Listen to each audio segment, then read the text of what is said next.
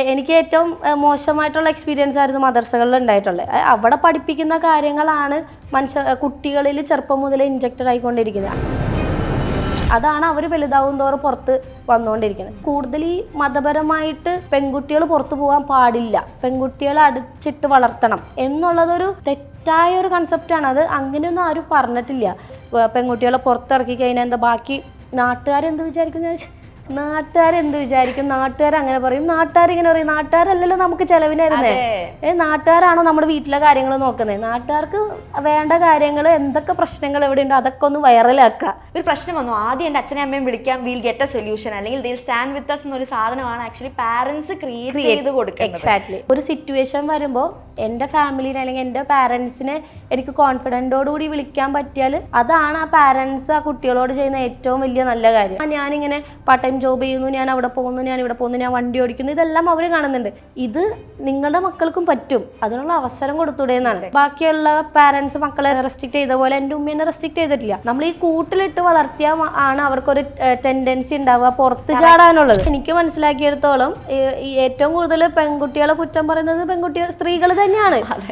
അത് അവർ പറയുന്നതിന്റെ റീസൺ എന്ന് പറഞ്ഞു കഴിഞ്ഞാൽ അവർക്ക് അതൊന്നും ചെയ്യാൻ പറ്റാത്തതുകൊണ്ടാ. എബിലിറ്റി കൂടുതൽ എനിക്ക് തോന്നുന്നുണ്ട് പെൺകുട്ടികൾക്ക് തന്നെയാണ്. കുറെ കാര്യങ്ങൾ ചെയ്യാൻ ഏറ്റവും സ്ട്രോങ് ആയിട്ടുള്ളത് പെൺകുട്ടികൾ തന്നെയാണ്. അപ്പൊ അങ്ങനെയുള്ള ആൾക്കാരെ പിടിച്ചു കെട്ടിയിട്ട് എന്ത് കിട്ടാനാ?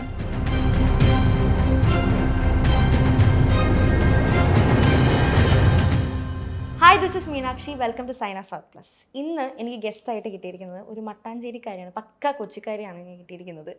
റസ്മിൻ ബായ്. നമുക്ക് ചോദിക്കാം ആൾ ആരാണെന്ന് ആളോട് തന്നെ നമുക്ക് ചോദിച്ചറിയാം. പറയൂ. ഹായ്, അപ്പോൾ എൻ്റെ പേര് റസ്മിൻ ബായ്. ഞാൻ ഇവിടെ എറണാകുളം സെൻട്രൽ സയൻസ് കോളേജിലെ ഫിസിക്കൽ എഡ്യൂക്കേഷൻ ടീച്ചറാണ്. ഹൈലൈറ്റ്. ഫിസിക്കൽ എഡ്യൂക്കേഷൻ ടീച്ചറാണ്. അതെ, ഒരു ഇൻസ്റ്റിറ്റ്യൂഷനിൽ എന്ന് പറയാം. അവിടെ ഫിസിക്കൽ എഡ്യൂക്കേഷൻ ടീച്ചർ ആയിരിക്കും കൂടുതൽ പിള്ളേരുമായിട്ട് കണക്റ്റഡ് എന്നുള്ളത്. Actually I can relate to that because എനിക്കൊരു ടീച്ചർ ഉണ്ടായിരുന്നു. ഞാൻ സ്കൂളിൽ പഠിക്കുന്ന സമയത്ത് ഫിസിക്കൽ എഡ്യൂക്കേഷൻ ടീച്ചറായിരുന്നു. ആളുടെ പേര് മെറീന എന്നായിരുന്നു, മെറീന ടീച്ചർ. പുള്ളിക്കാരിയാണ് നമ്മുടെ ക്ലാസ്സിൽ വന്ന് ഇങ്ങനെ പിക്ക് ചെയ്യുന്നത്. എല്ലാത്തിനും എന്തൊക്കെ ആളുകളുടെ പൊട്ടൻഷ്യൽ പുള്ളിക്കാരി പേഴ്സണലി അറിയാം. ഇപ്പോൾ ഒരു പ്രോഗ്രാം വരുമ്പോൾ ഇന്ന ക്ലാസ്സിൽ ഇപ്പോൾ ഇന്ന ആളെ വിളിച്ചോന്ന് ഇങ്ങനെയാണ് വരുന്നത്. ലൈക്ക് ദിസ് ആണ് പുള്ളിക്കാരി ചൂസ് ചെയ്യുന്നത്. And that will be the most perfect decision actually. പുള്ളിക്കാരിയാണ് നമ്മളിങ്ങനെ പുഷ് ചെയ്യുന്നത്. ഇത് ചെയ്യും, ഇത് ട്രൈ ചെയ്ത് നോക്ക്. മിസ്സിനോടുള്ള വില എങ്ങനെയാ? മിസ്സിനോടുള്ള വില എന്ന് പറഞ്ഞാൽ അല്ല, ബാക്കിയുള്ള സ്കൂളിലെയും ടീച്ചേഴ്സിന്റെ ഒക്കെ ആറ്റിറ്റ്യൂഡ് ഒക്കെ. പക്ഷെ ഞങ്ങളുടെ സ്കൂളിലെ ആൾക്ക് നല്ല ഒരു പൊസിഷൻ. കാരണം പുള്ളിക്കാരിയാണ് ഈ സഹോദയൊക്കെ വരില്ലേ, അപ്പൊ ഫുൾ എഫേർട്ട് ഇട്ട് ഞങ്ങളുടെ സ്കൂളായിരുന്നു മോസ്റ്റ്ലി എപ്പോഴും ഇങ്ങനെ വിൻ ചെയ്യുന്നത്. അപ്പോൾ പുള്ളിക്കാരിയാണ് ഡേ ആൻഡ് നൈറ്റ് ഇതിന് വേണ്ടി പ്രിപ്പറേഷൻ. പുള്ളിക്കാരി മാത്രമല്ല വേറെ ടീച്ചേഴ്സും ഉണ്ട്. പക്ഷെ ഞാൻ ഈ ഒരു ഫീൽഡിലുള്ള ആളായതുകൊണ്ട് അതുകൊണ്ട് റിലേറ്റ് ചെയ്ത് പറഞ്ഞതാണ്. ഇപ്പോഴും എനിക്ക് മനസ്സിൽ നിൽക്കുന്നതാണ്. പ്രശ്നം ആ സ്റ്റേറ്റ്മെന്റ് പറഞ്ഞപ്പോൾ എനിക്ക് ആദ്യം ആളെയാണ് എന്തുകൊണ്ടാണ് അങ്ങനെ പറഞ്ഞത് ആക്ച്വലി. കാരണം ഭയങ്കര സത്യമായിട്ടുള്ള കാര്യമല്ലേ. കാരണം നമ്മൾ ഈ സ്കൂളിലൊക്കെ ഈ ഫിസിക്കൽ എഡ്യൂക്കേഷൻ ടീച്ചർക്കാണ് എല്ലാ ക്ലാസ്സിലെ കുട്ടികളുമായിട്ട് കോണ്ടാക്ട് വരുന്നത്. ബാക്കിയുള്ള ടീച്ചേഴ്സ് ഇപ്പോൾ ഇംഗ്ലീഷ് മാത്സ് ഒക്കെ ആണെങ്കിൽ അവർ ഇത്ര ക്ലാസ് തൊട്ട് ഇത്ര ക്ലാസ് വരെയുള്ള കുട്ടികളെ മാത്രമേ പഠിപ്പിക്കാൻ പോകുന്നുള്ളൂ. പക്ഷേ ഈ ഫിസിക്കൽ എഡ്യൂക്കേഷൻ ടീച്ചർ ആ ഫുൾ സ്കൂള് അല്ലെങ്കിൽ ആ കോളേജിലെ കുട്ടികളെ കണ്ട് മനസ്സിലാക്കി അവരുടെ എബിലിറ്റി എന്താണ്. ഓക്കെ, ഈ കുട്ടീനെ നമുക്ക് ഇപ്പോൾ ഹൈ ജമ്പിലെടുത്താൽ നല്ലതായിരിക്കും, അല്ലെങ്കിൽ ഓട്ടത്തിന് ഇറക്കിയാൽ നല്ലതായിരിക്കും, അല്ലെങ്കിൽ കബഡിക്കിറക്കാം, അല്ലെങ്കിൽ കൊക്കോ. അത് നമ്മൾ ഒരാളെ കാണുമ്പോഴും അവരെ നടത്തും, പിന്നെ അവരിപ്പോൾ നമ്മൾ എന്തെങ്കിലും ടാസ്ക് കൊടുത്ത് അവർ ചെയ്യുന്നത് കാണുമ്പോൾ നമുക്ക് അങ്ങനെ ചെയ്യാൻ പറ്റും. ഇവനിപ്പോൾ ഞാൻ എൻ്റെ കോളേജിൽ യോഗ ഡേ വന്ന സമയത്ത് ഒരു കുട്ടി ഉണ്ടായിരുന്നു. അപ്പോൾ ഞാൻ അവളോട് പറഞ്ഞു, നിനക്ക് ആ കുട്ടിക്ക് യോഗ അറിയാം, അപ്പം നമ്മൾ നീ ഒന്ന് ലീഡ് ചെയ്തൊന്ന് ചെയ്യാൻ പറഞ്ഞു. അപ്പോൾ ആ കുട്ടി ഫസ്റ്റ് ടൈം ഇങ്ങനെ എല്ലാവർക്കും വേണ്ടിയിട്ട് ലീഡ് ചെയ്തു. അപ്പോൾ അവളുടെ പൊസിഷനും ഫ്ലെക്സിബിലിറ്റി ഒക്കെ കണ്ടപ്പോൾ ഞാൻ അവളോട് പറഞ്ഞു, നീ ഒരു കാര്യം യോഗ ടീമിൽ എന്തായാലും ഇറങ്ങിക്കോ, ചിലപ്പോൾ സെലക്ഷൻ കിട്ടുമെന്ന് പറഞ്ഞു. അപ്പോൾ ഫസ്റ്റ് ടൈമാണ് ആ കുട്ടി, അതായത് ഇപ്പോൾ സെക്കൻഡ് ഇയർ ആണ്. കഴിഞ്ഞ ആ കുട്ടി യോഗ കോളേജിൽ അങ്ങനെ ഒരു ടീം ഉണ്ടെന്നേ അറിയില്ലായിരുന്നു. എന്നിട്ട് ആ കുട്ടി സെക്കൻഡ് ഇയറിൽ യോഗയ്ക്ക് ഇറങ്ങി ആ കുട്ടിക്ക് സൗത്ത് സോൺ പോകാനുള്ള സെലക്ഷനും കിട്ടി. അപ്പോൾ അതാണ് നമ്മൾ ടീച്ചേഴ്സ്, ഫിസിക്കൽ എഡ്യൂക്കേഷൻ ടീച്ചേഴ്സിനാണ് കൂടുതൽ അറിയാൻ പറ്റും ഒരു കുട്ടിയുടെ എബിലിറ്റി എന്തൊക്കെയാണ്, ഏത് വരെ ചെയ്യാൻ വേണ്ടി പറ്റും എന്നൊക്കെ. അങ്ങനെ നമുക്ക് പെട്ടെന്ന് കുട്ടികളെ വളർത്തിയെടുക്കാൻ വേണ്ടി സാധിക്കും. ഈ റസ്മിൻ പേഴ്സണൽ ലൈഫിൽ ഈ ഫോണൊക്കെ ഒരുപാട് യൂസ് ചെയ്യുന്ന അല്ലെങ്കിൽ അങ്ങനെയുള്ള ഒരാളാണോ? ഈ ഒരു സിറ്റുവേഷനിൽ, ഈ ഒരു കാലഘട്ടത്തിൽ നമ്മളെല്ലാവരും ഫോണിൽ ആണല്ലോ, നമ്മൾ എന്തുണ്ടെങ്കിലും ഡിപ്പെൻഡ് ചെയ്യുന്ന ഫോണിലാണ്. പക്ഷെ കുറച്ച് നമ്മൾ പ്രായമാവണതനുസരിച്ച് നമ്മുടെ ടേസ്റ്റൊക്കെ മാറുമല്ലോ. അപ്പോൾ ഇപ്പോൾ അധികം യൂസ് ചെയ്യാനോ അല്ലെങ്കിൽ ഏത് നേരം മെസ്സേജ് അയക്കാനോ വിളിച്ചോണ്ട് ആരെങ്കിലുമൊക്കെ വിളിക്കാനോ അങ്ങനെയുള്ളൊരു മൈൻഡൊക്കെ കുറവാണ്. അപ്പോൾ ബിഗ് ബോസിന്റെ ഒക്കെ ഉള്ളിൽ പോയാൽ ഇതിന്റെ ഒരു അവൈലബിലിറ്റി ഇല്ലല്ലോ.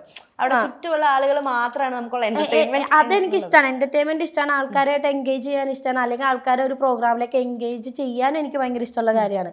സെലിബ്രിറ്റീസ് ആദ്യത്തെ ഒരു സീസണിലൊക്കെ എനിക്കൊന്ന് ഫുള്ളി സെലിബ്രിറ്റീസ് ആയിരുന്നു. എനിക്കൊന്ന് കഴിഞ്ഞ സീസൺ തൊട്ടാണ്, ലാസ്റ്റ് സീസൺ തൊട്ടാണ് ഒരു കോമണർ എന്നൊരു സംഭവം വന്നത്, which is very good actually. Normal ആളുകളെയും, നോർമൽ എന്ന് പറയാൻ പറ്റുമെന്ന് എനിക്കറിയില്ല, സെലിബ്രിറ്റി അല്ലാത്ത ആളുകളെയും, അതാണ് യൂസ് ചെയ്യുന്നത്. സെലിബ്രിറ്റി അല്ലാത്ത ആളുകളെയും ഒരു പ്ലാറ്റ്ഫോം എന്നുള്ളത് ഇമ്പോർട്ടൻ്റ് ആണ്. അത് ഇത്രയും ഹ്യൂജ് പ്ലാറ്റ്ഫോം എന്നുള്ളത് വെരി ഇമ്പോർട്ടൻറ്റ് തിങ് ആണ്. പക്ഷേ ഇതിൽ വരുന്നൊരു പ്രശ്നം എന്ന് പറയുമ്പോൾ ഈ സെലിബ്രിറ്റീസ് ആയിട്ടുള്ള ആളുകളെ നമുക്ക് പുറത്തുനിന്നേ അറിയാം, ഓഡിയൻസിന് അറിയാം, അവരുടെ ഒരു നേച്ചർ അറിയാം. പക്ഷെ ഒരു കോമണറായിട്ട് ചെല്ലുമ്പോൾ ഒരു ചില ആളുകളുടെ മനസ്സിലെങ്കിലും ഒരു ഡിസ്ക്രിമിനേറ്റീവ് ഒരു അങ്ങനത്തെ ഒരു നേച്ചർ വന്നേക്കാം. അപ്പം ഇഫ് യു ഗോയിങ് ഇൻ ഒരു മിസ്കോൺസെപ്ഷൻസ് ക്രിയേറ്റഡ് ആവുകയാണെങ്കിൽ എന്തായിരിക്കും ഒരു മിസ്കോൺസെപ്ഷൻ എന്നുള്ള? അല്ല, ഞാൻ എങ്ങനെ എനിക്ക് കോമണറിന്റെ ഇതിലായിട്ട് കയറി ഞാൻ പോവാണെങ്കിൽ ഞാൻ ആദ്യം ചെല്ലുമ്പോൾ തന്നെ അവരോട് പറയാൻ പോകുന്നത് ആ ഒരു വാക്ക് യൂസ് ചെയ്യരുതെന്നാണ്. കാരണം കോമണർ എന്നുള്ളൊരു വാക്ക് യൂസ് ചെയ്യേണ്ട കാര്യമില്ല. ആ ഹൗസിൻ്റെ അകത്ത് എല്ലാവരും ഒരുപോലെ എന്നാണ് ഞാൻ കേട്ടേക്കുന്നത്. അപ്പോൾ അതിൻ്റെ അകത്ത് സെലിബ്രിറ്റി ആണ്, നീ കോമണർ ആണ്, അല്ലെങ്കിൽ നീ ഇൻസ്റ്റാഗ്രാം റീൽസ് ഒക്കെ ചെയ്യുന്ന ആളാണ്, യൂട്യൂബറാണ്, അതിൻ്റെ ആവശ്യം ഉണ്ടെന്ന് തോന്നണില്ല. അപ്പോൾ കിട്ടുവാണെങ്കിൽ അങ്ങനെ ഒരു പോയിന്റ് ഞാൻ കയറുമ്പോൾ തന്നെ പറയും എന്ന് ഞാൻ വിചാരിക്കും. Okay, wonderful wonderful, that is very good I guess. ആ ഒരു ഡിസ്ക്രിമിനേഷൻ അവിടെ വേണ്ട ശരിക്കും. മനസ്സിലായി. ഇങ്ങനെ ഇരിക്കുന്ന ആളല്ല എനിക്ക് ശരിക്കുള്ള റെസ്പോണ്ട് ഞാൻ പറയാം. കാരണം ബസ്സൊക്കെ തടഞ്ഞു നിർത്തി കുറച്ച് ഇഷ്യൂ ഒക്കെ ഉണ്ടായ ഒരാൾ, എന്തായിരുന്നു സംഭവം? അത് ബസ്സൊക്കെ തടഞ്ഞു നിർത്തിയത് കോളേജിൽ ഞാൻ പറഞ്ഞല്ലോ, ഞാൻ യൂണിയനിലൊക്കെ ഉള്ളത് കാരണം, യൂണിയൻ മെമ്പറൊക്കെ ആയത് കാരണം അത്യാവശ്യം പിള്ളേർക്കൊക്കെ അറിയായിരുന്നു. പിന്നെ എന്തെങ്കിലും പ്രശ്നമൊക്കെ ഉണ്ടെങ്കിൽ പിള്ളേർ വന്ന് പറയും. അപ്പോൾ അങ്ങനെ നമ്മുടെ കോളേജിൽ ടൈം കഴിഞ്ഞിട്ട് കുട്ടികൾ ബസ് സ്റ്റോപ്പിൽ വെയിറ്റ് ചെയ്ത് നിന്നപ്പോൾ ബസ് കുട്ടികളെ കയറ്റാതെ പോയി. അപ്പോൾ ആദ്യത്തെ ദിവസം പോയി, രണ്ടാമത്തെ ദിവസം പോയി പ്രൈവറ്റ് ബസ്സുകൾ. കുട്ടികൾ വന്ന് ഇങ്ങനെ കാര്യം പറഞ്ഞു. അപ്പോൾ ഞാൻ ഓക്കെ ശരി. പിറ്റേ ദിവസം ഞാൻ എന്താ ചെയ്തതെന്ന് വെച്ച് കഴിഞ്ഞാൽ ബസ് സ്റ്റോപ്പിൽ നിന്നു. ഞാൻ നോക്കി ഏത് ബസ്സാണെന്ന് നമ്മൾ അറിയണമല്ലോ. അപ്പോൾ സ്ഥിരമായിട്ട് ഒരു ബസ് കുട്ടികളെ കണ്ടതിനെ നിർത്താതെ പോകും. പിറ്റേ ദിവസം ഞാൻ വണ്ടിയായിട്ട് റെഡി ആയിട്ട് നിന്നു. നിർത്തില്ല എന്നറിയാം, പിന്നെ നമ്മൾ കൈ കാണിച്ചിട്ട് കാര്യമില്ലല്ലോ. അപ്പോൾ ബസ് പോയി, ഞാൻ വണ്ടിയായിട്ട് ബാക്കിൽ പോയി, ബസ്സിൻ്റെ ബാക്കിൽ അടിച്ച് വണ്ടി നിർത്തി. എന്നിട്ട് ഞാൻ ഫ്രണ്ടിൽ കൂടി പോയിട്ട് ഇങ്ങനെ കാര്യം പറഞ്ഞു. ഇവർക്കും വീട്ടിൽ പോകാനായിട്ടുള്ളതാണ്, ലേറ്റ് ആയി കഴിഞ്ഞാൽ അവർക്കും പ്രശ്നങ്ങളാണ്, പെൺകുട്ടികളാണ്, നിർത്തിയിട്ട് നിങ്ങൾ പോയാൽ മതി എന്ന് പറഞ്ഞ് അവിടെ വണ്ടി നിർത്തി പിള്ളേരെല്ലാം ബസ്സിൽ കയറ്റിയിട്ടാണ് വിട്ടത്. അത് അത്രേ ഉള്ളൂ. ചെറിയൊരു സംഭവം എന്നൊക്കെ നമ്മൾ സിനിമയിലൊക്കെ കാണുന്ന ഇൻസിഡന്റ്. യൂഷ്വലി സിനിമയിലാണ് ഇങ്ങനത്തെ ഒരു സാധനമൊക്കെ ഞാൻ കണ്ടിട്ടുള്ളത്. സിനിമയിലൊക്കെ ഇത് മറ്റേ പാർട്ടിക്കാരൊക്കെ ആയിട്ട് ഇടപെട്ട് അങ്ങനെ ചെയ്യും. നമ്മുടെ കോളേജിൽ പാർട്ടി ഇല്ല, ഓട്ടോണോമസ് ആണ്, അപ്പോൾ പാർട്ടി ഒന്നും പാടില്ല. ശരിക്കും അത് നല്ലൊരു കാര്യമാണ്, കോളേജിൽ പാർട്ടി അധികം ഇല്ലാത്തത്. അതുകൊണ്ട് വലിയ പ്രശ്നങ്ങളൊന്നും ഇല്ല. അപ്പം എന്തുണ്ടെങ്കിലും യൂണിയൻ മെമ്പേഴ്സ് അതുപോലെയുള്ള ആൾക്കാരൊക്കെ ഉണ്ടാവും ഇടപെടാനായിട്ട്. അപ്പോൾ അത് അങ്ങനെ പിന്നെ പിറ്റേ ദിവസം മുതൽ ബസ് നിർത്തിയിട്ടാണ് പോയത്. പിന്നീട് ബസ്സുകാരാണ്, നമുക്ക് എത്ര കൺട്രോൾ ചെയ്താലും അവർക്ക് അവരുടേതായ രീതി ഉണ്ടാവും, അവർക്ക് ടൈമിംഗ് ഉണ്ടാവും അവരുടെ, അങ്ങനെയൊക്കെ പോകും. മനസ്സിലായി. ഇപ്പോൾ ഈ സിറ്റുവേഷൻ പറഞ്ഞോണ്ട് ഞാൻ ചോദിക്കുകയാണ്, ഉള്ളിൽ ഈ ഏറ്റവും കൂടുതൽ ഈ അടി പിടി അതാണ് എപ്പോഴും കണ്ടുവരുന്നത്. അപ്പം നോർമൽ ഈ നമ്മുടെ ഡെയിലി ലൈഫിൽ how do you handle conflicts അല്ലെങ്കിൽ മിസ്കമ്മ്യൂണിക്കേഷൻസ് ഒക്കെ ഹാൻഡിൽ ചെയ്യുന്നത് എങ്ങനെയാണ്? എങ്ങനെ കുറച്ച് ഷോർട്ട് ടെമ്പേർഡ് ആയിട്ടുള്ള ആളാണോ, അതോ വളരെ കാമായിട്ട് പീസായിട്ട് ഡീൽ ചെയ്യുന്ന ആളാണോ? അത് ആക്ച്വലി എനിക്കൊന്നു റെസ്പെക്റ്റോട് ചോദിക്കുന്നതിനാണ് റെസ്പെക്റ്റ് ഒരു ഫ്രണ്ടിനോട് ചോദിക്കുന്നതായിരിക്കും. എന്നാലും സ്വന്തമായിട്ട് അറിയാമല്ലോ ഞാൻ ഇങ്ങനെയാണ്, പെട്ടെന്ന് ദേഷ്യം വരുന്നത്, അങ്ങനത്തെ ഒരാളാണോ? പണ്ടായിരുന്നെങ്കിൽ പെട്ടെന്ന് ദേഷ്യം വരും. പണ്ടായിരുന്നെങ്കിൽ ഞാൻ ഭയങ്കര ആവശ്യമില്ലാത്ത കാര്യത്തിനൊക്കെ റിയാക്ട് ചെയ്യായിരുന്നു. പക്ഷെ ഇപ്പോൾ അങ്ങനെയല്ല. അതായത് സിറ്റുവേഷൻ എന്താണെന്ന് നോക്കും, എന്നിട്ട് ദേഷ്യപ്പെടുന്നതാണെങ്കിൽ ഞാൻ നല്ല ദേഷ്യപ്പെടും, ആരാണെങ്കിലും നല്ല ദേഷ്യപ്പെടും. പിന്നെ എന്തെങ്കിലും പ്രശ്നം ഉണ്ടായി കഴിഞ്ഞിട്ടുണ്ടെങ്കിൽ ഞാൻ ആദ്യം അവരുടെ അടുത്ത് പോയിരുന്ന് ചോദിക്കും എന്താണ് കാര്യം, അതായത് ഇപ്പോൾ നമ്മൾ തമ്മിലാണ് പ്രശ്നം, അല്ലെങ്കിൽ വേറെ ഫ്രണ്ട്സ് തമ്മിലാണ് പ്രശ്നം, ഞാൻ രണ്ടുപേരെ ഭാഗം കേൾക്കും. രണ്ടുപേരെ ഭാഗം കേട്ടിട്ട് അവരെ രണ്ടുപേരെ ഒരുമിച്ചിരുത്തിയിട്ട് സംസാരിക്കണം, അല്ലാതെ മാറി മാറി ഇരുത്തി സംസാരിക്കുന്ന പരിപാടി ഇല്ല. അവിടെയാണ് ശരിക്കും പ്രശ്നങ്ങൾ വരുന്നത്. അത് ആക്ച്വലി നല്ലൊരു കാര്യമാണ്. കാരണം ഒരുമിച്ചിരിക്കുമ്പോൾ ആരും എല്ലാം അപ്പം തന്നെ കമ്മ്യൂണിക്കേറ്റഡ് ആയി പോകാണല്ലോ, which is a good thing I guess, which is a good quality I guess. അപ്പം ഇങ്ങനെയുള്ള ഒരുപാട് ഞാനിപ്പോൾ സംസാരിച്ചതിൽ നിന്നും ഒരുപാട് പെർസെപ്ഷൻസ് ഉള്ള ഒരാളാണ് എന്ന് ഞാൻ പറയാം. അങ്ങനെയാണെങ്കിൽ ഇതുപോലെ ഒരു വലിയ പ്ലാറ്റ്ഫോം, ഇപ്പോൾ ബിഗ് ബോസ് എന്ന് തന്നെയല്ല ഞാൻ പറയുന്നത്, ഒരു വലിയൊരു പ്ലാറ്റ്ഫോം, ഒരു ഹ്യൂജ് ഓഡിയൻസിനോട് കമ്മ്യൂണിക്കേറ്റ് ചെയ്യാൻ കിട്ടുന്ന ഒരു പ്ലാറ്റ്ഫോം കിട്ടിയാൽ what message do you want convey? അതിൽ ഒന്നാണ് ഞാൻ നേരത്തെ പറഞ്ഞ ഫിസിക്കൽ എഡ്യൂക്കേഷൻ്റെ കാര്യം. വേറൊരെണ്ണം എന്ന് പറഞ്ഞിട്ടുണ്ടെങ്കിൽ പെൺകുട്ടികളെ അഡ്രസ്സ് ചെയ്ത് സംസാരിക്കുക എന്നുള്ളത്. കാരണം ഇപ്പം ഞാൻ മുസ്ലിം ബാക്ക്ഗ്രൗണ്ടാണ്, ഒരു പെൺകുട്ടിയാണ്, എനിക്കിപ്പോൾ 28 വയസ്സായി, മാരീഡ് അല്ല, പക്ഷെ എനിക്കിപ്പോൾ ഒരു ജോബ് ഉണ്ട്, ഞാൻ ഇൻഡിപെൻഡൻ്റ് ആണ്. ഞാൻ അങ്ങനെ ആവണം എന്നുണ്ടെങ്കിൽ അതിൻ്റെ പിന്നിൽ അത് അത്ര ഈസി ആയിട്ടുള്ള കാര്യമായിരുന്നില്ല. പക്ഷേ ബാക്കി എൻ്റെ ഫാമിലിയിൽ വെച്ച് നോക്കി ഇങ്ങനെ ബാക്കിയുള്ളവരെക്കാളും കുറച്ചും കൂടി ഈസി എനിക്കായിരുന്നു. കാരണം ഞാൻ ചെറുപ്പം മുതലേ ഇങ്ങനെ സ്പോർട്സ് ചെയ്യുന്നത് കൊണ്ടും ഇങ്ങനെ പാർട്ട് ടൈം ജോബൊക്കെ ചെയ്യായിരുന്നു. ഞാൻ ഒരു 10th കഴിഞ്ഞപ്പോൾ തൊട്ട് ഞാൻ പാർട്ട് ടൈം ജോബൊക്കെ ചെയ്യും. അപ്പോൾ ഞാൻ ഒരുപാട് സ്ഥലങ്ങളിലൊക്കെ പോകും. അങ്ങനെ ഞാൻ ഒറ്റയ്ക്ക് എൻ്റെ വീട്ടുകാർക്ക് ഞാൻ പ്രൂവ് ചെയ്ത് കൊടുത്തു. അതായത് എനിക്ക് ഒറ്റയ്ക്ക് പറ്റും എന്നുള്ളത്, ചെയ്യാൻ പറ്റും, ഒറ്റയ്ക്ക് എനിക്ക് നിലനിൽക്കാൻ പറ്റും എന്നുള്ളത് ഞാൻ എൻ്റെ ചെറുപ്പകാലം മുതലേ അവർക്ക് കാണിച്ചു കൊടുത്തിട്ടുണ്ട്. പിന്നെ എൻ്റെ ഉമ്മിക്ക് എന്നോടുള്ള ട്രസ്റ്റ് കൊണ്ടാണ് എന്നെ അങ്ങനെ പല സ്ഥലങ്ങളിലും വിട്ടത്. That is A blessing actually, I must say. Yes, അങ്ങനെ ഒരു ഉമ്മീനെ കിട്ടാന്ന് പറയുന്നത് എല്ലാവരും എൻ്റെ ഫ്രണ്ട്സൊക്കെ പറയുമോ നിൻ്റെ ഉമ്മീനെ പോലെ. കാരണം എൻ്റെ ഫ്രണ്ട്സിൻ്റെ അമ്മമാരാണെങ്കിൽ പോലും റസ്മി ഉണ്ടെങ്കിൽ അന്ന് നിങ്ങൾ പൊക്കോ. ഈവൻ ട്രിപ്പിന് പോകുമ്പോഴാണെങ്കിലും കോളേജിൽ നിന്നാണെങ്കിലും സ്കൂളിൽ നിന്നാണെങ്കിലും ഞങ്ങൾ ട്യൂഷൻ ക്ലാസ്സിലെ കുറച്ച് ഫ്രണ്ട്സ്, അപ്പോൾ റസ്മി ഉണ്ടോ അന്ന് നിങ്ങൾ പൊക്കോ. അത് കോൺഫിഡൻസ് ആണ്, അവരുടെ ഒരു സേഫ്റ്റി പോലെയാണ് അവരുടെ പാരൻസിനെ കാണുന്നത്. കാരണം അവർ നോക്കുമ്പോൾ ഞാനിങ്ങനെ പാർട്ട് ടൈം ജോബ് ചെയ്യുന്നു, ഞാൻ അവിടെ പോകുന്നു, ഞാൻ ഇവിടെ പോകുന്നു, ഞാൻ വണ്ടി ഓടിക്കുന്നു, ഇതെല്ലാം അവർ കാണുന്നുണ്ട്. പക്ഷെ എനിക്ക് അവരോട് ചോദിക്കാനുള്ള ഒരു ക്വസ്റ്റ്യൻ എന്ന് പറഞ്ഞു കഴിഞ്ഞാൽ ഇത് നിങ്ങളുടെ മക്കൾക്കും പറ്റും, അതിനുള്ള അവസരം കൊടുത്തൂടെ എന്നാണ്. കാരണം എൻ്റെ ഉമ്മി ബാക്കിയുള്ള പാരൻസ് മക്കളെ റെസ്ട്രിക്റ്റ് ചെയ്ത പോലെ എൻ്റെ ഉമ്മി എന്നെ റെസ്ട്രിക്റ്റ് ചെയ്തിട്ടില്ല. അത് നിങ്ങൾ എന്തുകൊണ്ട് നിങ്ങളുടെ മക്കളെയും അങ്ങനെ ആയിക്കൂടാ എന്നുള്ളതാണ് എൻ്റെ ചോദ്യം. അങ്ങനെ ചെയ്യുന്നത് കൊണ്ട് ഒരു നഷ്ടവും ആർക്കും സംഭവിക്കില്ല. നമ്മൾ ഈ കൂട്ടിലിട്ട് വളർത്തിയാൽ ആണ് അവർക്കൊരു ടെൻഡൻസി ഉണ്ടാവുക പുറത്ത് ചാടാനുള്ളത്. അവരെ ഫ്രീ ആയിട്ട് വിടാം, വെറുതെ പറത്തി അവരുടെ ആഗ്രഹങ്ങൾക്ക് അനുസരിച്ച്. ഇപ്പോൾ മാത്സ് പഠിക്കാനാണ് ഇഷ്ടമെങ്കിൽ മാത്സ് പഠിക്കാൻ വിടുക, അല്ലാതെ എഞ്ചിനീയറിംഗിന് കൊണ്ട് അല്ലെങ്കിൽ ഡോക്ടറിനെ കൊണ്ട് ചേർക്കാനല്ല ചെയ്യേണ്ടത്. അപ്പോൾ കുട്ടികളുടെ ഇഷ്ടങ്ങളനുസരിച്ച് അവരുടെ ആഗ്രഹങ്ങളനുസരിച്ച് പാരൻസ് കുറച്ചൊന്ന് ഫ്രീ ആക്കി വിട്ട് കൊടുത്തിട്ടുണ്ടെങ്കിൽ ഏതൊരു കുട്ടികൾക്കും അവർ വിചാരിക്കുന്ന രീതിയിൽ അച്ചീവ് ചെയ്യാൻ വേണ്ടി, അവരുടെ ഗോൾ അച്ചീവ് ചെയ്യാൻ വേണ്ടി പറ്റും. പെൺകുട്ടികളെ പുറത്തിറക്കി കഴിഞ്ഞാൽ ബാക്കി നാട്ടുകാരെന്ത് വിചാരിക്കുന്ന അതാണൊരു നാട്ടുകാരെന്ത് വിചാരിച്ചാലും നാട്ടുകാരെന്ത് വിചാരിക്കും, നാട്ടുകാരങ്ങനെ പറയും, നാട്ടുകാരിങ്ങനെ പറയും. നാട്ടുകാരല്ലല്ലോ നമുക്ക് ചെലവിനായിരുന്നേ. നാട്ടുകാരാണോ നമ്മുടെ വീട്ടിലെ കാര്യങ്ങൾ നോക്കുന്നത്? നാട്ടുകാർക്ക് വേണ്ട കാര്യങ്ങൾ എന്തൊക്കെ പ്രശ്നങ്ങൾ എവിടെ ഉണ്ടോ അതൊക്കെ ഒന്ന് വൈറലാക്കുക, അതാണ് നാട്ടുകാർ ചെയ്യുന്നത്. അതിൽ കാരണം അവർക്ക് വേറെ പണിയില്ല, അവർക്ക് അവരുടെ ലൈഫ് പോയി, അവരുടെ ലൈഫ് അവർക്ക് എൻജോയ് ചെയ്യാൻ പറ്റുന്നില്ല. അപ്പൊ അതിന്റെ ഒരു ചൊറിച്ചില് അതാണ് ഈ പ്രശ്നങ്ങൾക്കുള്ള മെയിൻ കാരണം. പിന്നെ ഈ ഞാൻ നേരത്തെ പറഞ്ഞ വാക്ക് ഇൻജക്റ്റഡ്, അതായത് കൂടുതൽ ഈ മതപരമായിട്ട് പെൺകുട്ടികൾ പുറത്തു പോകാൻ പാടില്ല, പെൺകുട്ടികളെ അടിച്ചിട്ട് വളർത്തണം എന്നുള്ളതൊരു തെറ്റായ ഒരു കൺസെപ്റ്റാണ്. അത് അങ്ങനെയൊന്നും ആരും പറഞ്ഞിട്ടില്ല.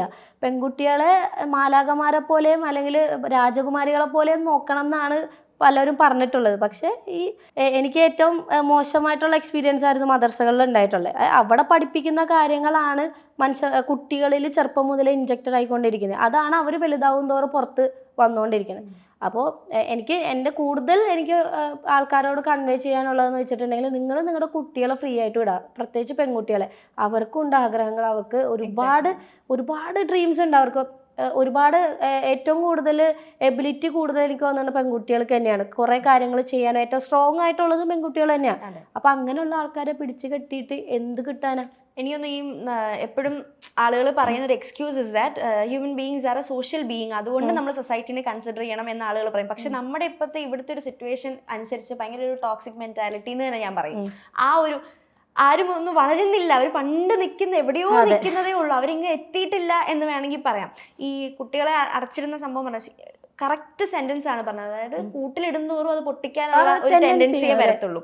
എൻ്റെ ഒരു കൺസെപ്റ്റ് എങ്ങനെയാണെന്ന് അറിയോ? എൻ്റെ ഒരു കൺസെപ്റ്റ് അനുസരിച്ച് ഇപ്പം യൂഷ്വലി ഒരു പ്രശ്നം വന്നാൽ നമ്മൾ എങ്ങനെ ആദ്യം ചിന്തിക്കും അയ്യോ വീട്ടിലറിയും എന്നാണ്. പക്ഷെ നേരെ തിരിച്ചായിരിക്കണം. ഒരു പ്രശ്നം വന്നു ആദ്യം എൻ്റെ അച്ഛനെ അമ്മയും വിളിക്കാം, വീൽ ഗെറ്റ് എ സൊല്യൂഷൻ, അല്ലെങ്കിൽ ദിൽ സ്റ്റാൻഡ് വിത്ത് അസ് എന്നൊരു സാധനമാണ് ആക്ച്വലി പാരന്റ്സ് ക്രിയേറ്റ് ചെയ്ത് കൊടുക്കുന്നത്. ബിക്കോസ് അല്ലെങ്കിൽ എന്താ ഇവര് കള്ളം ചെയ്യും പിള്ളേര്. കറക്റ്റ് അല്ല, പാരന്റ്സ് നമ്മുടെ കൂടെ ഉണ്ടാകും എന്നുള്ള ഒരു കോൺഫിഡൻസ് ഒരു കുട്ടിക്ക് ഉണ്ടെങ്കിൽ ഒരു രീതിയിലും ഒരു കുട്ടി കള്ളം പറയില്ല.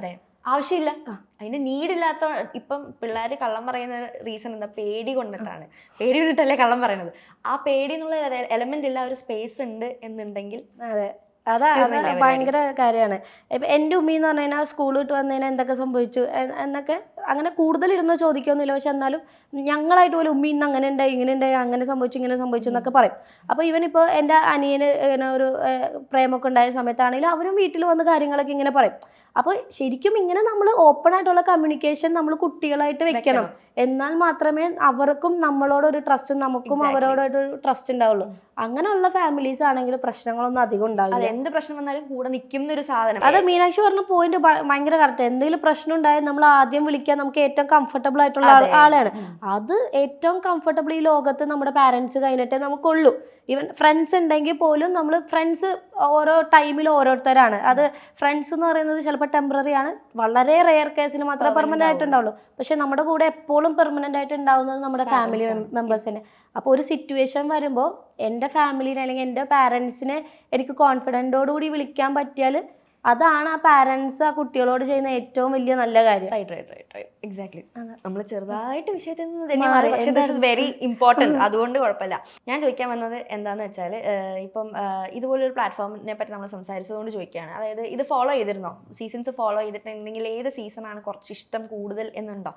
അങ്ങനെ അല്ലെങ്കിൽ ഒരു ഫേവറേറ്റ് കണ്ടസ്റ്റന്റ്, ഒരു നമുക്കിങ്ങനെ കാണുമ്പോൾ ശരിക്കും പറഞ്ഞാൽ അവിടെ പോകുന്ന ആളുകളെ സൊസൈറ്റിയുടെ റെപ്രസെന്റേഷൻ എന്ന് വേണമെങ്കിൽ പറയാം. കാരണം എല്ലാ തരത്തിലും ഇല്ലെങ്കിൽ പോലും കുറേ ആളുകളെ, കുറേ ക്യാരക്ടേഴ്സും കുറേ പേഴ്സ്പെക്റ്റീവ്സും നമുക്ക് കാണാൻ പറ്റും. അപ്പോൾ കൂടുതൽ എക്സ്പോസ്ഡ് ആവുകയാണ് നമ്മൾ, ഈവൻ ദോ സ്ക്രീനിൽ കൂടെ ആണെങ്കിൽ പോലും. അങ്ങനെ ഇഷ്ടം തോന്നിയ ഒരു കണ്ടസ്റ്റന്റോ അല്ലെങ്കിൽ ഒരു ആറ്റിറ്റ്യൂഡോ ഉണ്ടോ? ഞാൻ അധികം ബിഗ് ബോസ് കണ്ടിട്ടില്ല. ഞാൻ അങ്ങനെ അധികം കാണാൻ പറ്റിയിട്ടില്ല. ഇടയ്ക്ക് പാർട്ട് ടൈം ജോബിനും പഠിത്തം അങ്ങനെ കുറേ കാര്യങ്ങളായിട്ട് എനിക്ക് കാണാൻ പറ്റിയിട്ടില്ല. പക്ഷേ ഞാൻ ഫസ്റ്റ് സീസണിൽ കണ്ടിട്ടുണ്ട്, നമ്മുടെ രഞ്ജിനി ചേച്ചിയൊക്കെ ഉള്ള സമയത്ത്. അപ്പോൾ ആക്ച്വലി എനിക്ക് രഞ്ജിനി ഹരിദാസിനെ പേഴ്സണലി ഭയങ്കര ഇഷ്ടമാണ്. കാരണം പുള്ളിക്കാരി പറയാനുള്ള കാര്യം ആരോടാണെങ്കിലും മുഖത്ത് നോക്കി പറയും. ആ ആറ്റിറ്റ്യൂഡാണ് നമ്മൾ വേണ്ടത്. പക്ഷേ പുള്ളിക്കാരിക്ക് കിട്ടിയേക്കുന്ന പേരെന്ന് പറഞ്ഞിട്ടുണ്ടെങ്കിൽ അഹങ്കാരിയാണ്, ആറ്റിറ്റ്യൂഡാണ്, അങ്ങനെയുള്ള ഒരു ലെവലിലാണ്. അപ്പോൾ ശരിക്കും രഞ്ജിനി ചേച്ചി ചെയ്തതാണ്, പറയുന്ന കാര്യങ്ങളൊക്കെ കറക്റ്റാണ്. അത് അക്സെപ്റ്റ് ചെയ്യാൻ ആൾക്കാർക്ക് അക്സെപ്റ്റ് ചെയ്യാനുള്ള മടി കാരണമാണ് രഞ്ജിനി ചേച്ചിനെ അങ്ങനെ എന്താ പറയുക മോശം എന്നുള്ളൊരു കാറ്റഗറിയിൽ പലരും പെടുത്തിയിരിക്കുന്നത്. കറക്റ്റ് വേർഡ് ഞാൻ പറഞ്ഞ ആളുകൾ തന്റേടി, അത് എന്റെ അഭിപ്രായത്തില് എനിക്ക് മനസ്സിലാക്കിയെടുത്തോളം ഏറ്റവും കൂടുതൽ പെൺകുട്ടികളെ കുറ്റം പറയുന്നത് സ്ത്രീകൾ തന്നെയാണ്. അത് അവർ പറയുന്നതിന്റെ റീസൺ എന്ന് പറഞ്ഞു കഴിഞ്ഞാൽ അവർക്ക് അതൊന്നും ചെയ്യാൻ പറ്റാത്തോണ്ടാ. അതെ, ബാക്ക് ബിറ്റ് ചെയ്തിട്ട് നൈസായിട്ട് അവർക്ക് ഇപ്പൊ രഞ്ജിനി ചെയ്യുന്ന പോലെ അല്ലെങ്കിൽ വേറെ ആരെങ്കിലും ചെയ്യുന്ന പോലെ, അല്ലെങ്കിൽ ഇപ്പൊ ഞാനിപ്പോ എന്റെ ഫാമിലിയിൽ ഇപ്പൊ ഞാനാണ് പെൺകുട്ടികളിൽ ഇപ്പോൾ അത്യാവശ്യം ഇങ്ങനെ കുറച്ച് കാര്യങ്ങളൊക്കെ ചെയ്യുന്നത്. അപ്പോൾ ബാക്കിയുള്ളവർക്ക് അത് ചെയ്യാൻ പറ്റാത്തതിൻ്റെ വിഷമവും ദേഷ്യവും ഒരു ഫ്രസ്ട്രേഷനാണ് അവർ നമുക്കൊരു പേര് ചാർത്തി തരുന്നത്. അത്രയും ഞാൻ അതിനെ കാണുന്നുള്ളൂ. മിക്കവരും അങ്ങനെ തന്നെ, രഞ്ജിനി ചേച്ചിയും അതിനെ അങ്ങനെ തന്നെ കണ്ടിട്ടുള്ളൂ. അപ്പോൾ നമ്മുടെ ചോദ്യത്തിലേക്ക് വരുമ്പോൾ എനിക്ക് രഞ്ജിനി ചേച്ചിയാണ് കുറച്ചും കൂടി ഓർമ്മ വരുന്നത്. പിന്നെ എനിക്ക് റീസെൻ്റ് ആയിട്ടുള്ളതിൽ റിനോഷ് അത്യാവശ്യം നന്നായിട്ട് നിന്നിട്ട് പുള്ളിയുടെ അതെ ജെന്യൂൻ ആണ്. നമ്മൾ ജെന്യൂൻ ആയിട്ട് ഇങ്ങനെ നിൽക്കുക, അങ്ങനെ അതാണ് എനിക്ക് കാമായിട്ട്. പക്ഷെ എന്നാ കാര്യങ്ങൾ കമ്മ്യൂണിക്കേറ്റ് ചെയ്യേണ്ട സ്ഥലത്ത് അതാ പുള്ളിയും അത്യാവശ്യം നന്നായിട്ട് കമ്മ്യൂണിക്കേറ്റ് ചെയ്യും. അതെ, ഇപ്പൊ നമ്മൾ ബിഗ് ബോസിന്റെ ഒരു ഈ മലയാളം ബിഗ് ബോസിന്റെ ഒരു ലിസ്റ്റ് എടുക്കുകയാണെന്നുണ്ടെങ്കിൽ ഈ വിന്നിങ് ചാൻസ് കൂടുതൽ വന്നിന്നെങ്കിലും ലാസ്റ്റ് പോയിന്റിൽ പെട്ടെന്ന് ഒരു മെയിൽ ആള് വിൻ ചെയ്യുന്ന ഒരു സിറ്റുവേഷൻ. ഇതുപോലെ എനിക്കൊന്നും ഫീമെയിൽ വിന്നേഴ്സ് ഒരാളെ ഉണ്ടായിട്ടുള്ളൂ, ദിൽഷ. അതിന്റെ ബേസ് ചെയ്ത് കുറെ കോൺട്രവേഴ്സീസ് ഉണ്ടായിരുന്നു. വാട്ട് എവർ, അത് പോട്ടെ. അപ്പൊ അങ്ങനെ ഒരു ടെൻഡൻസി ഫീൽ ചെയ്തിട്ടുണ്ടോ? ഓഡിയൻസിന്റെ പെർസ്പെക്റ്റീവില് അങ്ങനെ ഒരു ഡിസ്ക്രിമിനേഷൻ ഫീൽ ചെയ്തിട്ടുണ്ടോ? ഓഡിയൻസിന്റെ ഇതിൽ നോക്കുകയാണെങ്കിൽ ആ ഒരു ഡിസ്ക്രിമിനേഷൻ വരുന്ന കൂടുതലും പെൺകുട്ടികളുടെ വസ്ത്രധാരണയിലാണ്. അതായത് ഇപ്പോൾ ബിഗ് ബോസിലുള്ള ആൾക്കാർ അവരുടെ വസ്ത്രം അനുസരിച്ചിരിക്കും അവരുടെ ആറ്റിറ്റ്യൂഡ് അല്ലെങ്കിൽ എന്താ പറയുക അവരുടെ സ്വഭാവം ഇവർ കാൽക്കുലേറ്റ് ചെയ്യുന്നത്. അത് ശരിക്കും തെറ്റായൊരു ധാരണയാണ്. നമുക്ക് എന്നാണോ കംഫർട്ടബിൾ ആ വസ്ത്രമാണല്ലോ നമ്മൾ ധരിക്കേണ്ടത്. അതിന് ബാക്കിയുള്ളവരെന്ത് വിചാരിക്കേണ്ട കാര്യമില്ല. അപ്പോൾ അതിലൊരു ഡിസ്ക്രിമിനേഷൻ വരാൻ ചാൻസ് ഉണ്ടെന്നേ എനിക്ക് തോന്നിയിട്ടുള്ളൂ. അല്ലാതെ ബാക്കിയുള്ള കാര്യങ്ങളിൽ ആരെയും വിഷമിപ്പിക്കാതെ വേദനിപ്പിക്കാതെ കാര്യങ്ങൾ ചെയ്യുന്നവർ, അതായത് ഒരു രീതിയിലും ഒരു കമ്മ്യൂണിറ്റിനെയോ അല്ലെങ്കിൽ വേറെ ഒന്നിനെയും ഒന്ന് ടച്ച് ചെയ്യാതെ മര്യാദക്ക് പോകുന്നവരെ എല്ലാവരും എന്തായാലും സപ്പോർട്ട് ചെയ്യും. നമ്മൾ ആർക്കൊക്കെ എവിടെ തൊട്ടാൽ പൊള്ളും എന്ന് പറയുന്ന മീൻസ് ആ ഒരു സ്റ്റേറ്റ്മെന്റ് അല്ലേ, എവിടെ തൊട്ടാൽ എവിടെ പൊള്ളും, അങ്ങനെയുള്ളവരുടെ അടുത്തായിരിക്കും കൂടുതൽ പ്രശ്നം വരിക എന്ന് തോന്നിയിരുന്നു.